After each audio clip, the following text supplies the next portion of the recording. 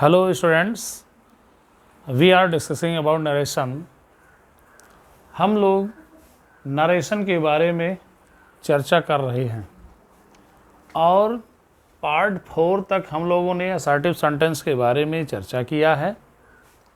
अब हम लोग पार्ट नंबर 5 में इंट्रोगेटिव सेंटेंस के बारे में चर्चा करेंगे। देखना है कि यदि रिपोर्टेड स्पीच इंट्रोगेटिव सेंटेंस है, जैसे कि देख रहे हैं बोर्ड पर लिखा हुआ है, पहला डायरेक्ट स्पीच है कि सी सेड टू मी, वह मुझसे कही, have you learned your lesson today, have you learned your lesson today, क्या आप आज अपना पाठ याद कर लिए हो। तो यहाँ पर हैव प्रेजेंट परफेक्ट टेंस का हेल्पिंग वर्ब सब्जेक्ट यू से पहले लिखा हुआ है और यदि ध्यान देना है कि सेंटेंस इंट्रोगेटिव है, क्वेश्चन मार्क लगा हुआ है, तो सबसे पहले आपको सेड को आस्क्ड में बदल देना है, फर्स्ट पॉइंट, या फिर आस्क्ड में बदलिए या फिर इंक्वायर्ड ऑफ में बदलिए।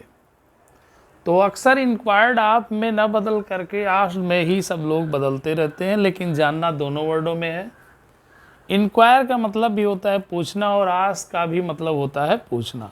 तो इंक्वायर्ड के बाद ऑफ का प्रयोग होता है और आस्क के बाद में ऑफ का प्रयोग नहीं होता है। तो चलिए ध्यान देना है कि सेंटेंस इंट्रोगेटिव है तो सेड को आस्क्ड में या इंक्वायर्ड ऑफ में आपने चेंज कर दिया।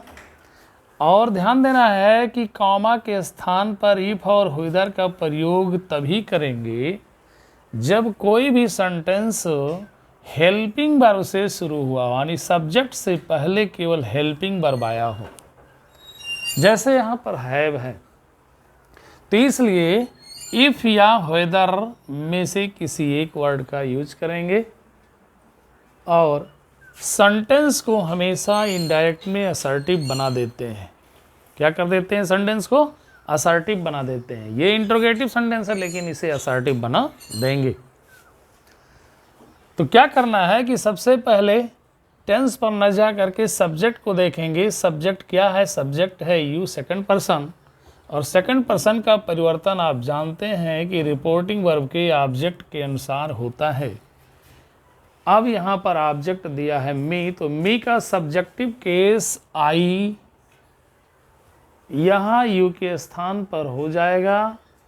और टेंस का परिवर्तन आपने देखा ही है कि ये प्रेजेंट परफेक्ट में है तो पास्ट परफेक्ट में होगा, तो पास्ट परफेक्ट में हेल्पिंग वर्ब हैड का प्रयोग होगा।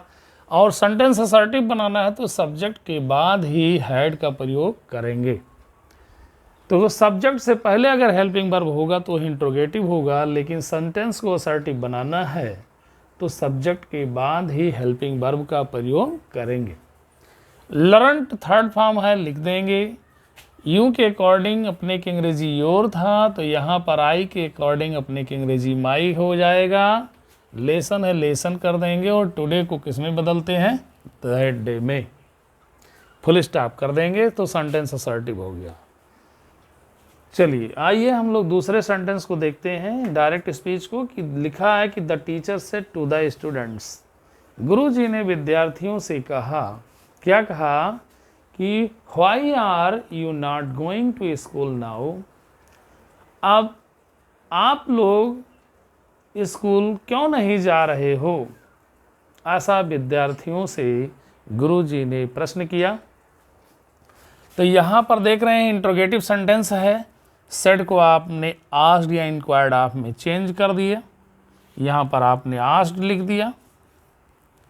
उसके बाद में कॉमा के स्थान पर अब आपको इफ और व्हेदर का प्रयोग नहीं करना है। क्यों नहीं करना है? क्योंकि जब कोई इंट्रोगेटिव सेंटेंस इंट्रोगेटिव वर्ड से स्टार्ट होता है तो आए हुए इस इंट्रोगेटिव वर्ड को ही आप यहाँ लिख देंगे, फिर इफ व्हेदर लिखने की ज़रूरत नहीं है, न कंजंक्शन दैट ही लिखा जाएगा। तो आए हुए व्हाई वर्ड को आपने यहाँ पर लिख दिया। आप सेंटेंस को असर्टिव बना लेना है तो यहाँ पर है यू और यू का परिवर्तन फिर ऑब्जेक्ट के अनुसार होगा, तो यहाँ पर ऑब्जेक्ट स्टूडेंट्स है। देखिए स्टूडेंट्स प्लूरल है, और जब प्लूरल होगा तो इसके अनुसार आपको क्या लिख देना होगा, प्रोनाउन दे का प्रयोग करेंगे। और जब दे लिख देंगे उसके बाद में टेंस का परिवर्तन कर लीजिए। तो देखिए किस टेंस में है, आर लगा हुआ है, गो में आईएनजी है, यानी प्रेजेंट कंटिन्यूअस टेंस है, तो ये पास्ट कंटिन्यूअस टेंस में लिखेंगे। तो यहाँ पर दे के अकॉर्डिंग पास्ट कंटिन्यूअस टेंस की हेल्पिंग वर्ब वर लिखेंगे। नॉट है तो नॉट को लिख देंगे, गोइंग लिख देंगे, टू स्कूल हो गया। उसके बाद नाउ को किस में बदल देते हैं, देन में, फुल स्टॉप।